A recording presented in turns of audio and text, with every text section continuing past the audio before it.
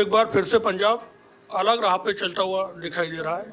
23 फरवरी को एक घटना पंजाब के अजनाला ज़िले में वाक़ हुई, जिसमें खालिस्तान से के जो समर्थक हैं अमृतपाल सिंह, उनके अनुयायी, उनके लोगों ने एक थाने पे हमला बोला और उस हमले में हज़ारों की तादाद में लोग शामिल थे। और वहाँ जिस व्यक्ति को पकड़ के पुलिस ले गई थी किसी अपराध के मामले में, उसको वो थाने से छुड़वा लाए। उसके बाद से अमृतपाल सिंह के बयान और उनके इंटरव्यू भारत के नेशनल मीडिया पर चल रहे हैं। और भारत का नेशनल मीडिया लगता है कि वो कुछ कराने के बाद ही उसको सुकून मिलेगा, शांति मिलेगी। बड़े बड़े चैनल जो अपने आप को राष्ट्रवादी चैनल कहते हैं, उन पर अमृतपाल के लाइव इंटरव्यू चल रहे हैं और डिबेट हो रही है। खालिस्तान का इशू इस तरह से दोबारा से जिंदा करने की कोशिशें की जा रही हैं। बहुत मुमकिन है इसमें कोई गेम आपस में खेले जा रहे हों मिल करके, क्योंकि एक तरफ आरएसएस और आरएसएस से जुड़े हुए संगठन के लोगों को अलग हिंदू राष्ट्र चाहिए, वहीं पर खालिस्तान के समर्थकों ने अब खुल करके अब कोई दबी जबान में नहीं है, खुल करके वो बात खालिस्तान के पक्ष में कर रहे हैं। और वो यहाँ तक कह रहे हैं कि हम भारत का जो संविधान है उसको भी वो एक तरह से नकार रहे हैं। और बड़े ख़तरनाक किस्म के बयानात वहाँ से लोगों के आ रहे हैं। अब कोई व्यक्ति बोले कि इंदिरा गांधी की तरह अमित शाह को भी कीमत चुकानी होगी, ये अमृतपाल सिंह का एक बयान था 23 फरवरी को, जो उन्होंने कहा था। अमित शाह भारत की गृह मंत्री हैं, इंदिरा गांधी भारत की प्रधानमंत्री थी। गोल्डन टेम्पल पर जो ब्लू स्टार ऑपरेशन हुआ था, उससे नाराज़ जो सिख समाज के लोग थे, उन लोगों ने उस वक्त में इंदिरा गांधी की हत्या कर दी थी। अब इसी तरह की चेतावनी, धमकी, जो भी कहें, वो अमृतपाल की तरफ से जो मौजूदा भारत की गृह मंत्री हैं अमित शाह को लेकर के आई है कि जिस तरह से इंदिरा गांधी को कीमत चुकानी पड़ी थी सिखों के खिलाफ कार्रवाई करने की, उसी तरह की कीमत अमित शाह को चुकानी पड़ेगी। क्योंकि अमित शाह ने कुछ दिनों पहले पंजाब के अंदर खालिस्तान को लेकर के कुछ बात कही थी, उसके जवाब में ये उनका बयान आया था। इतनी बड़ी बात हो जाने के बाद भी अभी तक अमृतपाल के खिलाफ, ये अमृतपाल के उन अनुयायियों के खिलाफ जिन्होंने थाने पर धावा बोला था, कोई कार्रवाई पंजाब सरकार की तरफ से, देश की सरकार की तरफ से, भारत की गृह मंत्रालय की तरफ से नहीं हुई है। अब जो आज की एक खबर है उसे बता दें कि पंजाब में खालिस्तान समर्थकों की बढ़ती घटनाओं के मद्देनज़र कानून व्यवस्था को बनाए रखने के लिए कोई बड़ा कदम उठाया जा सकता है। पंजाब के मुख्यमंत्री भगवंत सिंह मान ने केंद्रीय गृह मंत्री अमित शाह से उनके आवास पर आज मुलाकात की है, जो पंजाब में अजनाला में खालिस्तान समर्थक एवं वारिस पंजाब के जो जत्थेदार अमृतपाल सिंह और उनके कार्यकर्ताओं ने पुलिस थाने पर धावा बोला था, उसमें 6 पुलिसकर्मी घायल हो गए थे। उस घटना ने भारत सरकार को चेताया भी है। अब लगता है कि उनके खिलाफ कोई कार्रवाई शायद हो। इस संदर्भ में जो मुख्यमंत्री हैं उन्होंने आज गृह मंत्री भारत सरकार से मुलाकात की है। बैठक को अहम माना जा रहा है। केंद्रीय गृह मंत्रालय के निर्देश पर पंजाब में सीआरपीएफ, आरएएफ की 18 कंपनियां तैनात की जा रही हैं। यह कंपनियां 6 मार्च से 16 मार्च तक पंजाब में रहेंगी। इन कंपनियों को कहा गया है कि वे सभी प्रकार के दंगारोधी उपकरण, ओपी स्केल, आर्म्स व गोला बारूद से लैस रहें। तो लगता है कि पंजाब में कुछ बड़ा होने वाला है।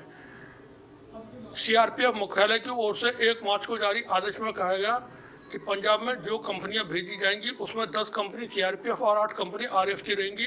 सीआरपीएफ की 10 कंपनी झारखंड सेक्टर से पंजाब के लिए रवाना की जा रही हैं। आरएएफ की 4 कंपनियां 83 बटालियन से, 2 कंपनी 194 बटालियन से और 2 कंपनी 104 बटालियन से पंजाब पहुंच रही हैं। बता दें कि पंजाब में खालिस्तान की मांग पर आगे पढ़ रहे वारिस पंजाब दे संगठन के प्रमुख जो जत्थेदार हैं अमृतपाल सिंह को लेकर राष्ट्रीय केंद्रीय गृह मंत्रालय गंभीर नजर आ रहा है। मंत्रालय ने इस बाबत आईबी से एक विस्तृत पूरी एक रिपोर्ट मांगी है। उसे मंत्रालय के टॉप ऑफिसरों के साथ साझा किया गया था। अब जो पंजाब में ये जो हालात बन रहे हैं वो कोई साजिश है क्या है, इसको लेकर के भी आईबी और जो दूसरी एजेंसियां हैं वो अपना नज़र बनाए रखे हुए हैं। चूँकि पंजाब बहुत दिनों से शांत है, एक लंबे वक्त तक पंजाब में हिंसा का दौर रहा, हज़ारों की तादाद में वहाँ पर वारदातें हुई। वहाँ प्रधानमंत्री इंदिरा गांधी के बाद वहाँ के जो मुख्यमंत्री थे बेअंत सिंह, उनकी हत्या हुई, बड़े बड़े अधिकारियों की हत्या हुई, बहुत सारे नेता निशाने पर रहे और साथ ही पंजाब के आम लोगों को भी अपनी जान माल का नुकसान उठाना पड़ा। खालिस्तान समर्थक जो लोग थे उनके पुलिस मुठभेड़ों में वो काफ़ी लोग मारे गए। भिंडरवाला से अमृतपाल सिंह तक जो कुछ पंजाब में होता रहा है वो बहुत खौफनाक और ख़तरनाक भी है। लेकिन अमृतपाल सिंह अभी चूँकि उनकी उम्र बहुत ज़्यादा नहीं है, 30 साल 29 साल की उम्र है और वो एक पढ़े लिखे और कारोबारी व्यक्ति थे। यूएई से वापस आने के बाद और जब ये दिल्ली में जो किसान आंदोलन चल रहा था उसके बाद जो हालात बने उसमें फिर इन्होंने यहाँ पर वारिस पंजाब का जो संगठन है उसकी कमान अपने हाथ में ली और अब उनके साथ में बंदूकधारी लोगों की पूरी फौज चलती है।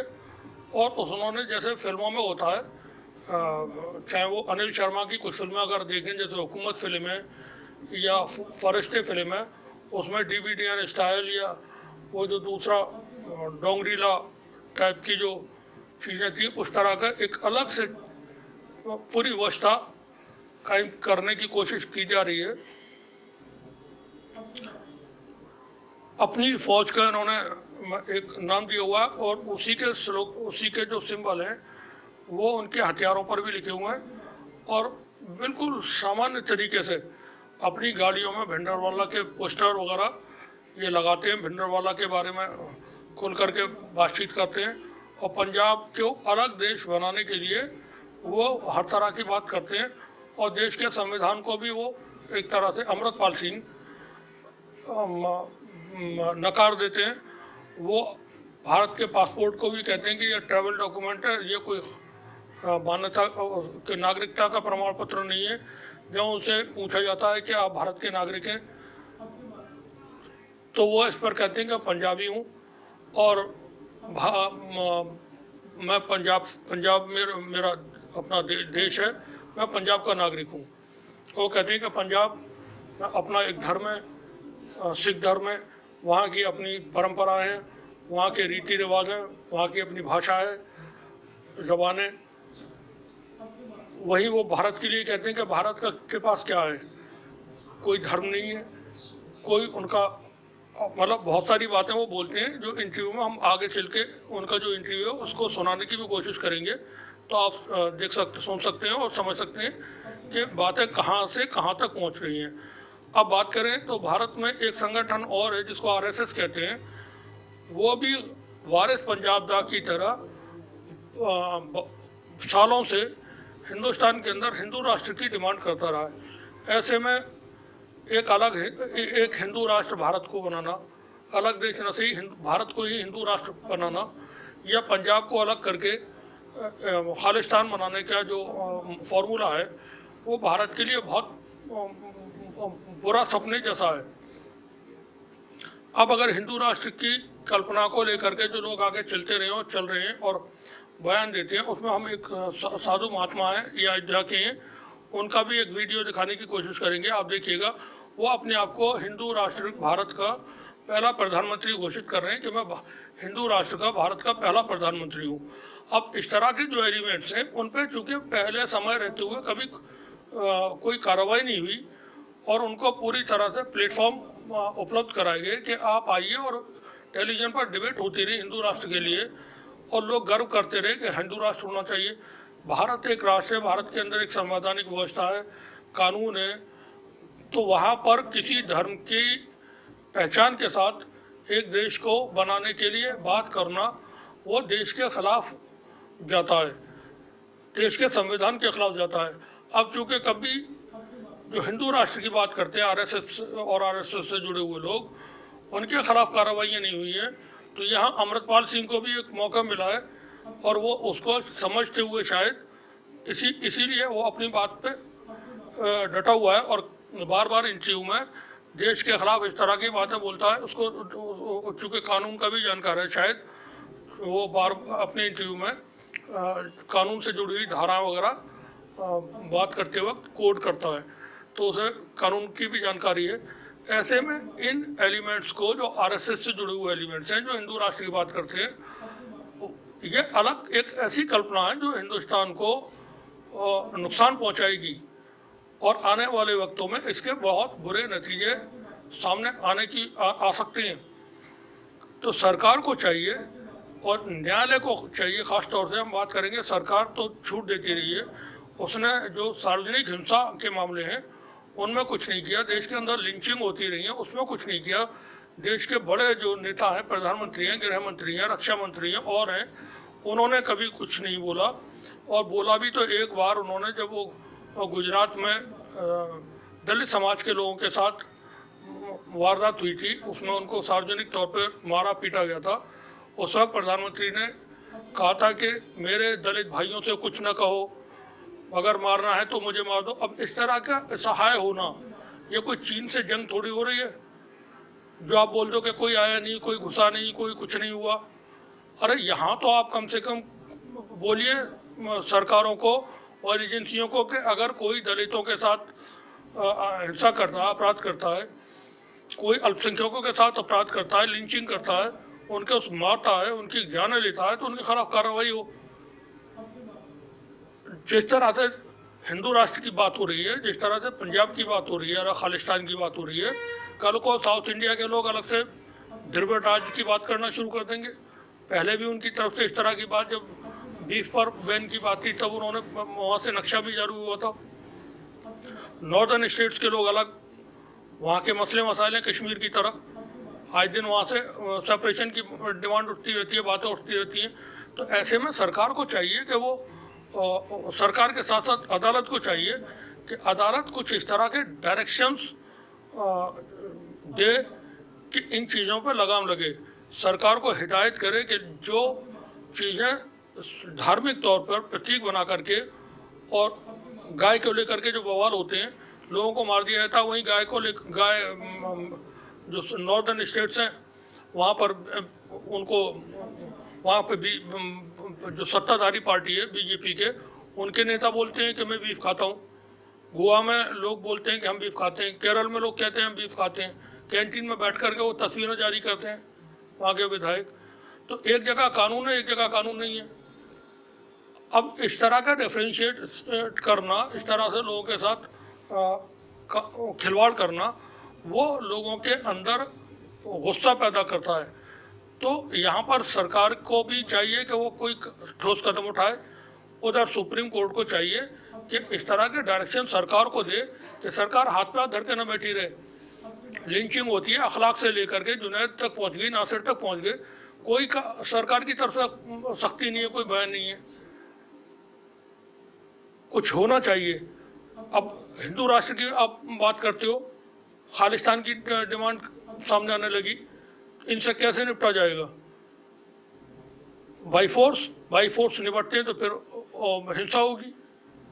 तो बैठ करके इन चीज़ों का निपटारा हो और इनको को लगाम लगे। शुक्रिया, बने रहिए हमारे साथ, देखते रहिए टीसी यंग न्यूज़। आपसे रिक्वेस्ट है कि अगर हमारे ब्लॉग में अगर आपको किसी तरह की कोई कमी नज़र आती है या कहीं आप उससे सहमत नहीं है तो हमें कमेंट बॉक्स में ज़रूर बताने की कोशिश करें। शुक्रिया आपका।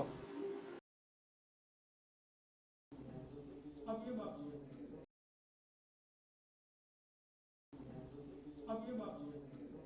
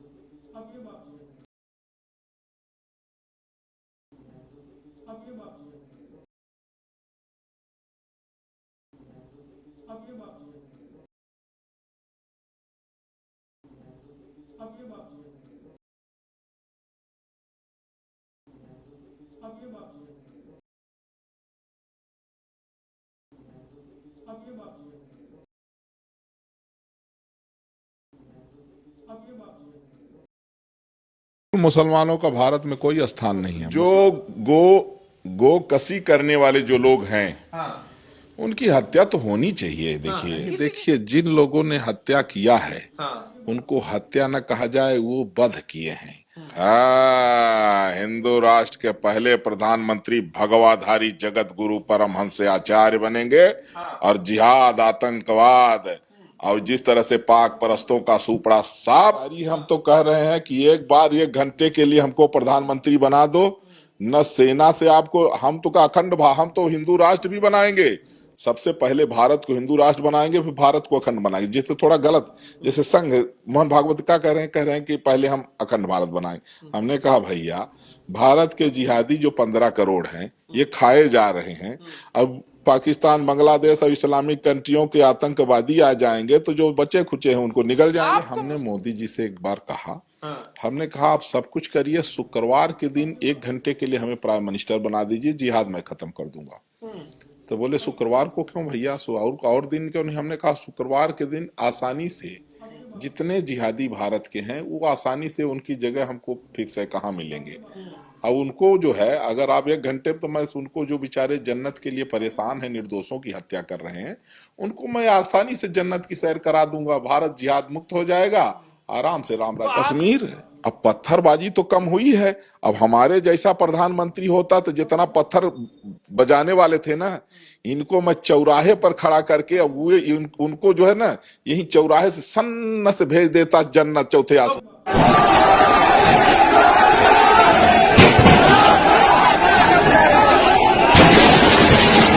पंजाब की जथेबंदी ने होका दिता सी कि जनाले विखे पहुंच के थाने का घेराव किया जाए। उस तरह अमृतपाल के सदे ते वड्डा इकट्ठ होया। अमृतपाल दाखिल हो रहे हैं जनाला